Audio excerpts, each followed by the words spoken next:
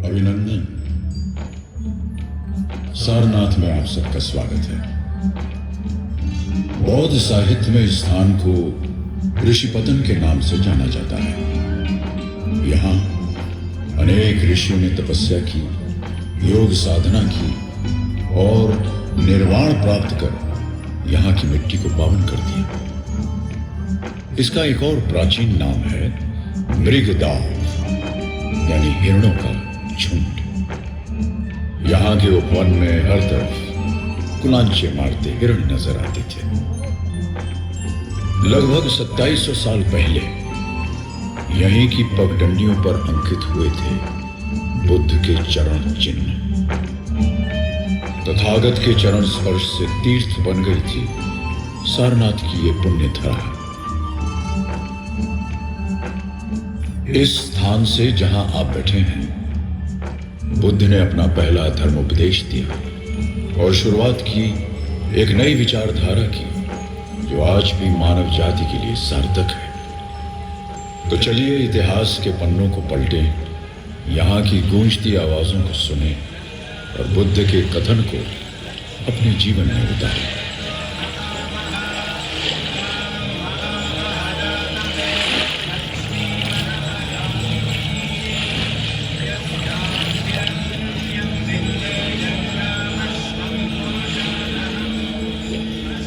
कुछ ही दूर एक शहर है, दुनिया के सबसे प्राचीन शहरों में से एक शहर जो इतिहास में कई नामों से जाना गया। सबसे पहले काशी, फिर बनारस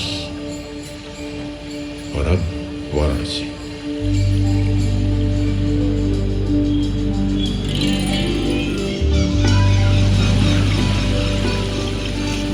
मंदिरों की नगरी है ये, बाबा विश्वनाथ की नगरी। हर शाम शहर के अनगिनत घाटों पर भगवान को अर्पित संध्या आरती के असंख्य दिए जगमगा उठते हैं। आरती की ध्वनि जो मन को शांति प्रदान करती है। शहर एक अनोखा रूप धारण कर लेता है।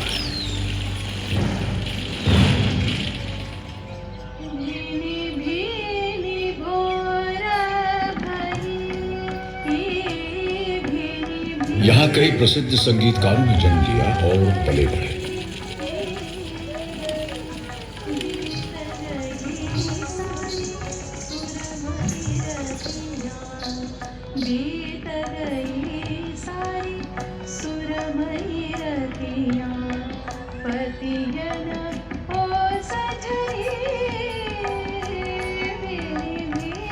युगों से विश्व का आध्यात्मिक केंद्र रहा है ये शहर। 1916 में स्थापित बनारस हिंदू विश्वविद्यालय एशिया के सबसे बड़े विश्वविद्यालय के रूप में प्रसिद्ध है। वर्षों से जलती चिता की आग, मणिकर्णिका घाट। मान्यता है यहाँ पार्थिव शरीर का दाह संस्कार करने से मोक्ष की प्राप्ति होती है। मसाने में होली दिगंबर तेरे मसाने में होली। महादेव तो रोज यहाँ होली खेलते हैं, रोज होली का दहन होता है।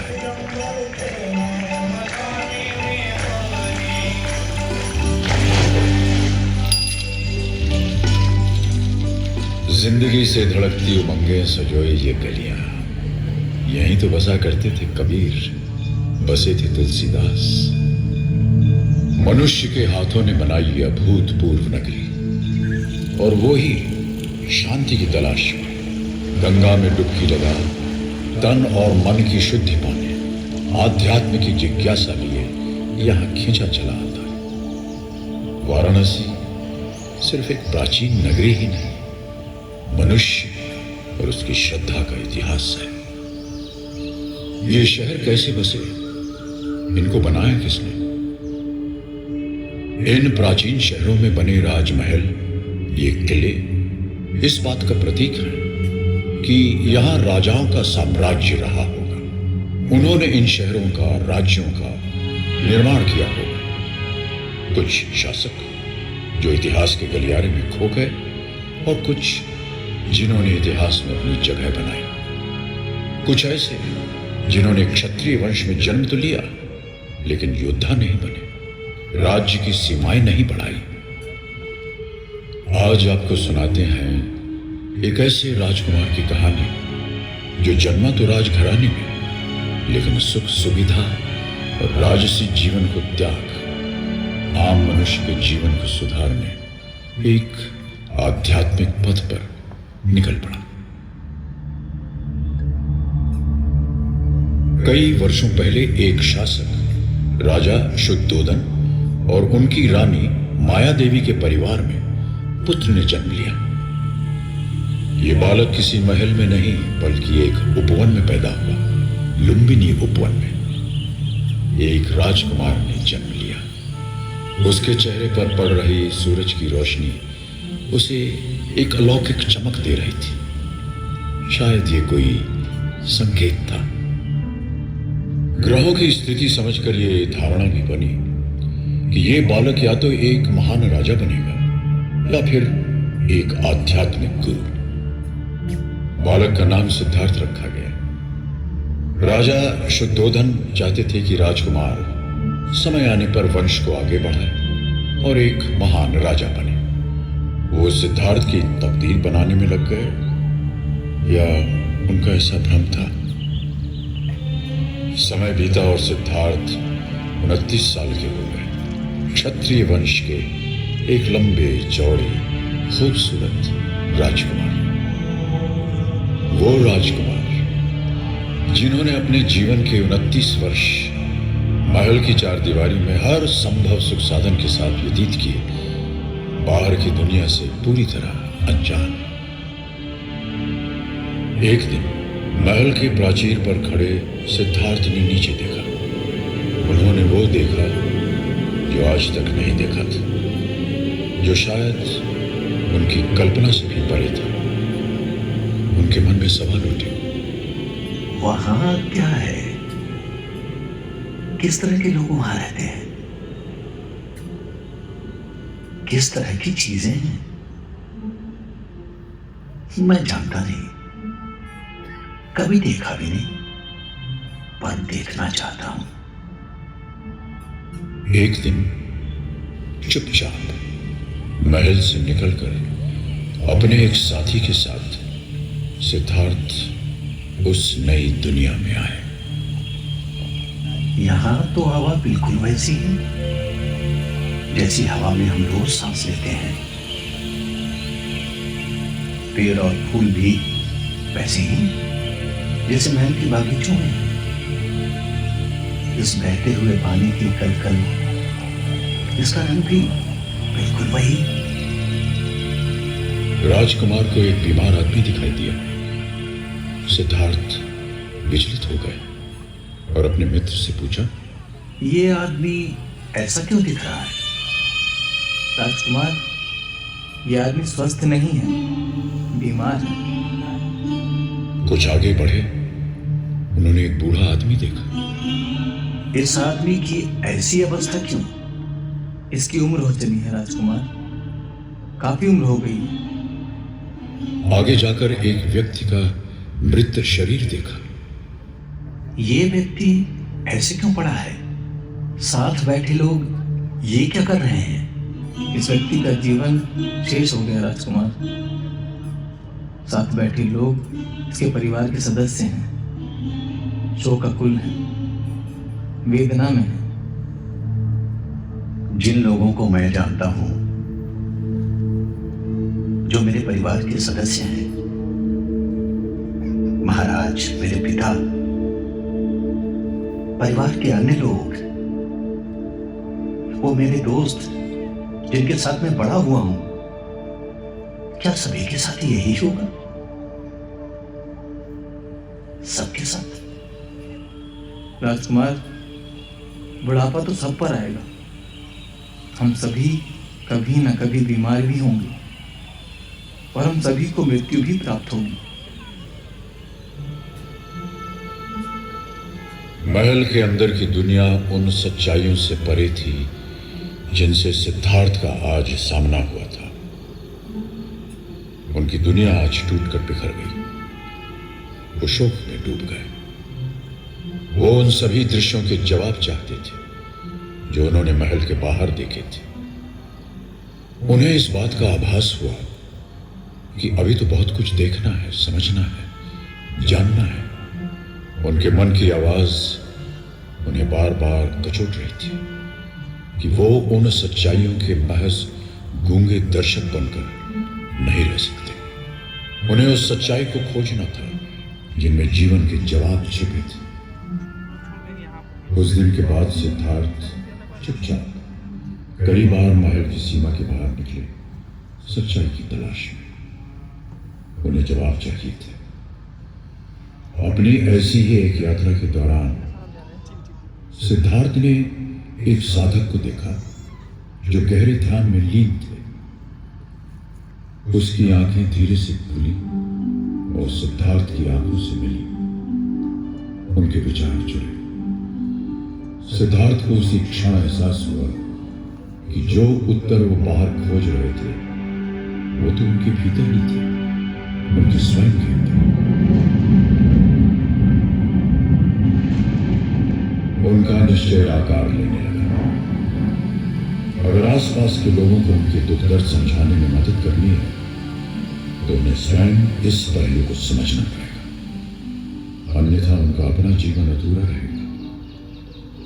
उन्हें इस बात का एहसास हुआ कि सांसारिक गतिविधियों में लिप्त रहकर सच्चाई की खोज की यात्रा शुरू न हो सकेगी। उन्हें अपने वर्तमान जीवन की सुख सुविधाओं को, रिश्तों को, महल की चार दीवारी को त्यागना होगा। एक रात सिद्धार्थ चुपचाप अपनी पत्नी, पुत्र और महल को छोड़कर विलासिता और सुखों से भरे जीवन को त्याग कर एक साधक बन गए।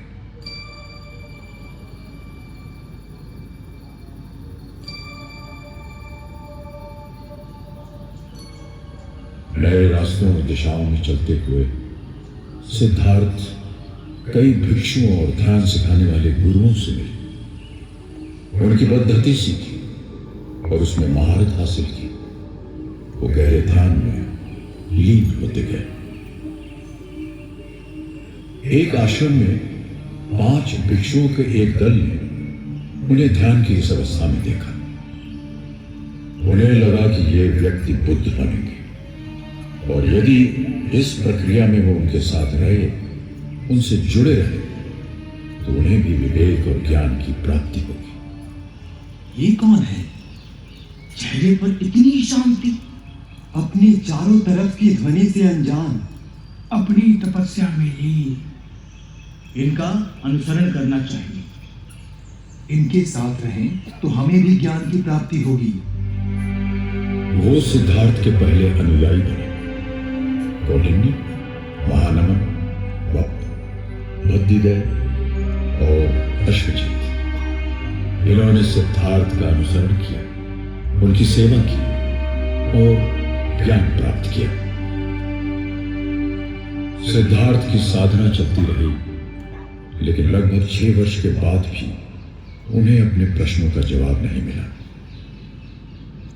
उनको एहसास हुआ कि मंजिल बहुत दूर है और समय एकमात्र जीवन काल है। वो चाहते थे कि उनके आसपास के लोग जन्म, मृत्यु और उसके बीच के काल को समझें, जीवन के सार को समझें। उनके लिए जीवन का सार एक दिए के समान था। अगर हम एक दिया जलाते हैं तो कुछ समय पश्चात वो बुझ जाता है,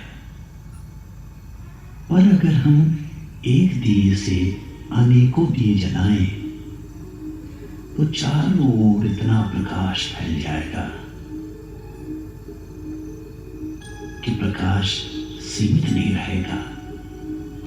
वो औरों का जीवन भी रोशनी से भर देगा। सिद्धार्थ मानते थे कि बाहर के युद्ध को जीतने से बेहतर है भीतर के युद्ध को पहले जीता जाए।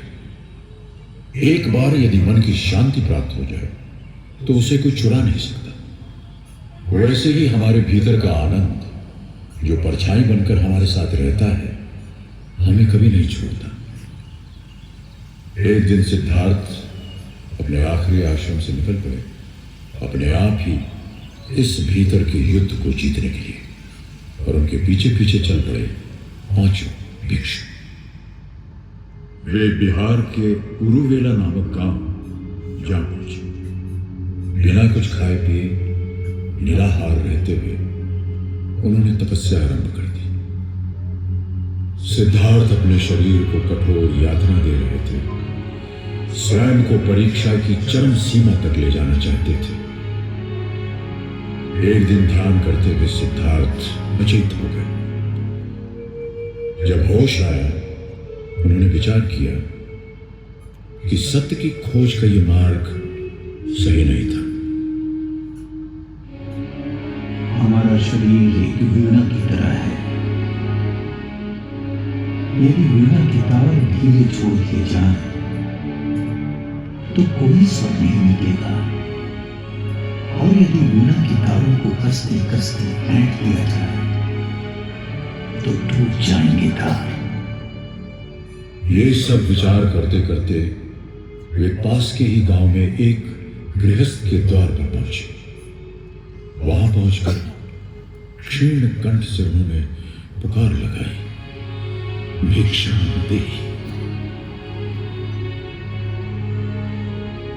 सिद्धार्थ का यह रूप देखकर 5 अनुयायियों को लगा उनके साथ धोखा हुआ है। ये तो अपनी तपस्या छोड़ भिक्षा मांग रहे हैं, अपना ध्यान तोड़ दिया। ये कैसे सन्यासी हैं? जो अपने मार्ग से भटक जाए वो हमें क्या ज्ञान देंगे? हमें अपना मार्ग ढूंढना होगा, अपना पथ, वरना हम भी भटक जाएंगे। यही सोचकर उन्होंने सिद्धार्थ का साथ छोड़ दिया। और उधर सिद्धार्थ ने निरंजना नदी के किनारे एक पीपल के पेड़ के नीचे अपनी तपस्या और साधना का क्रम दृढ़ संकल्प से शुरू किया। चाहे काया कंकाल हो जाए, शरीर का खून सूख जाए, जब तक ज्ञान की प्राप्ति नहीं होगी मैं इस स्थान से नहीं उठूंगा। अंततः लगभग 40 दिन बाद पूर्णिमा के दिन सिद्धार्थ की रूपांतरण का क्षण आ ही गया। उन्हें आत्मज्ञान प्राप्त हुआ। वे बुद्ध कहलाए। वो पीपल का वृक्ष आज बोधि वृक्ष के नाम से और स्थान बोध गया के नाम से जाना जाता है। बुद्ध सोचने लगे कि वो इस अलौकिक ज्ञान का प्रसार कैसे करें। कौन उनके इस ज्ञान को समझने के लिए पूर्ण तैयार है। उनका ध्यान उन 5 भिक्षुओं पर गया जो उन्हें छोड़कर जा चुके थे। बुद्ध निकल पड़े सारनाथ की ओर। यात्रा और ध्यान करते हुए बुद्ध सारनाथ पहुंचे। बुद्ध के कदम रखते ही वहां का सारा वातावरण मानो निशब्द हो गया।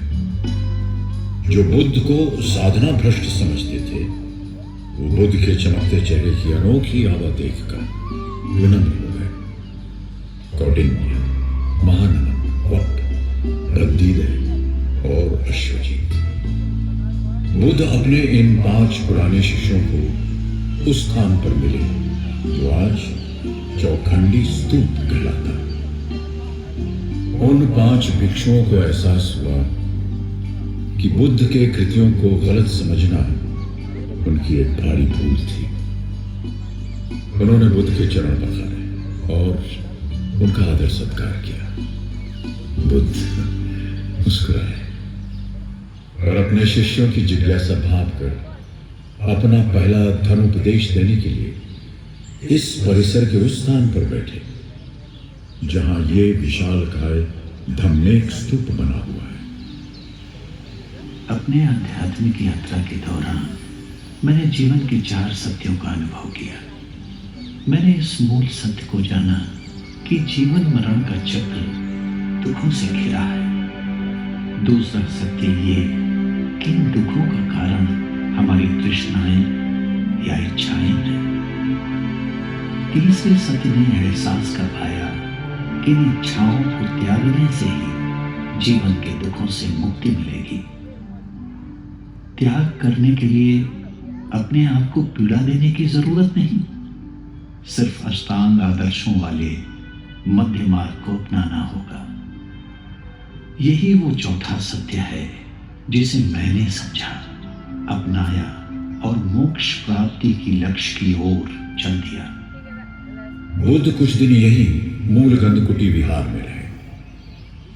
बुद्ध की शिक्षा बहुत साधारण थी। वे जीवन की तमाम समस्याओं को बड़े साधारण तरीके से सुलझाते थे। एक बार एक औरत अपने बेटे का मृत शरीर लेकर उनके पास आई और बोली, इसे जीवित कर दीजिए प्रभु, मेरे पुत्र को जीवित कर दीजिए, जीवित कर दीजिए। अवश्य कर दूंगा, पर इसे जीवित करने के लिए किसी एक ऐसे घर से सरसों के दाने लाने होंगे जहां कभी किसी की मृत्यु ना हुई हो। यह संभव नहीं था, क्योंकि मृत्यु जीवन का एक ऐसा सत्य है जिससे कोई बच नहीं सकता।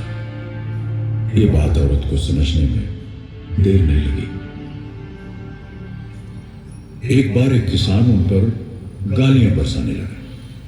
थोड़ी देर बाद किसान थक गया, पर बुद्ध न तो विचलित हुए न ही नाराज। किसान रोने लगा और उनसे पूछा, मैं इतनी देर से तुम्हें गालियां दे रहा हूं, तुम्हें क्रोध नहीं आया? मेरे भाई, मैंने तुम्हारी गालियां स्वीकार कहां की? वो तो तुम्हारे पास ही है, तो मुझे क्रोध क्यों आएगा? क्रोध हमारा नहीं है, ये हमारी कोई मदद नहीं करता। ये हमारे मन की शांति नष्ट कर देता है। हमारे अंदर विचारों का, भावनाओं का कितना ही तेज मंथन हो, इसके स्थिर होने पर पता चलेगा कि पीछे एक ठहराव है, एक अलौकिक शांति।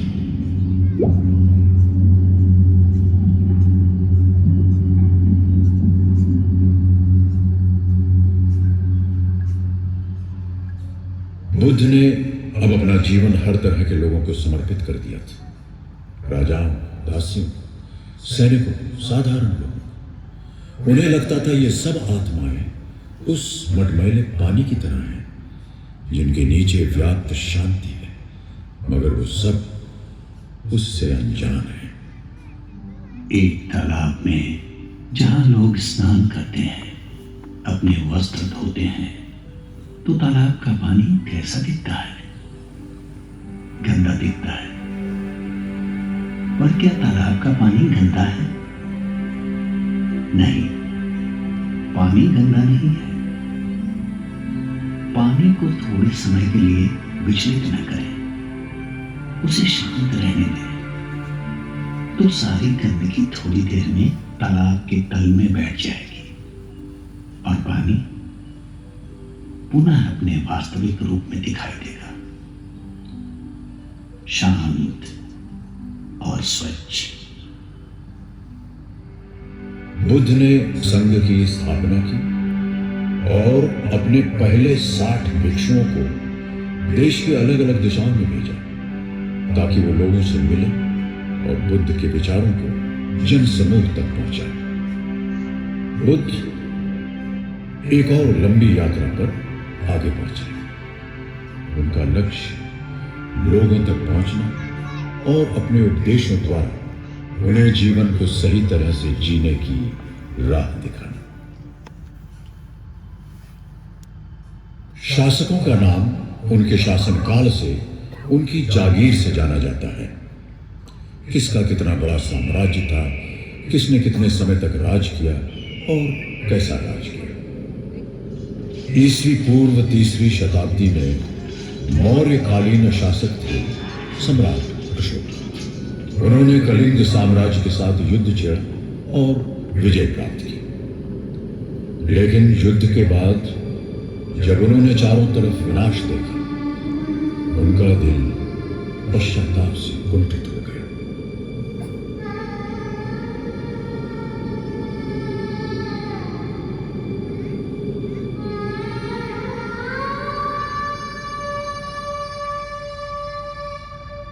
इतना विध्वंस, इतना विनाश अब और नहीं, अब युद्ध नहीं। सम्राट अशोक के संवेदनशील हृदय ने अहिंसा, करुणा और मैत्री का धर्म, बौद्ध धर्म स्वीकार किया। उपासक बनकर उन्होंने धर्म प्रसार का कार्य आरंभ कर दिया और सारनाथ में बुद्ध से संबंधित कई स्मारकों का निर्माण करवाया। बाहर से जब आप यहाँ के इस प्रांगण की तरफ बढ़ते हैं तो थोड़ी दूर पर स्थित विशालकाय धम्मेक स्तूप आपकी नजरों से अलग नहीं होता। इस स्तूप का मूल निर्माण सम्राट अशोक ने ही कराया था।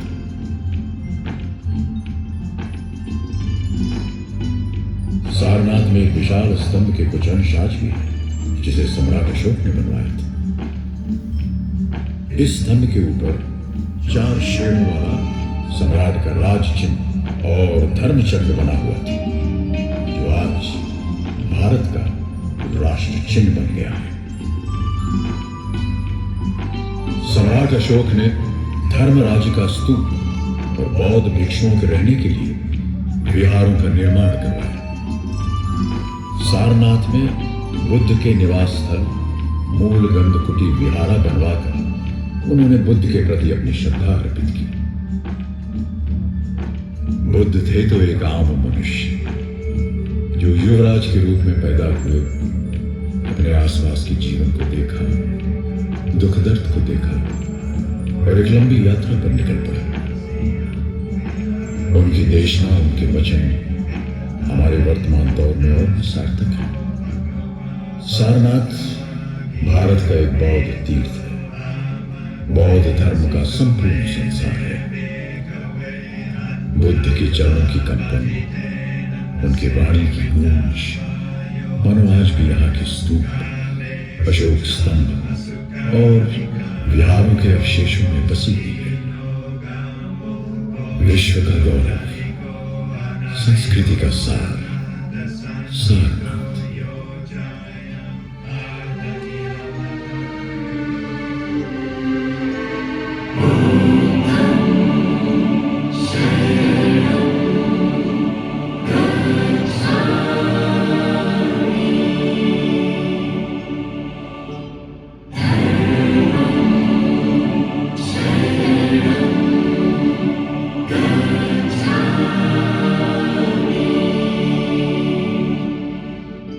Stand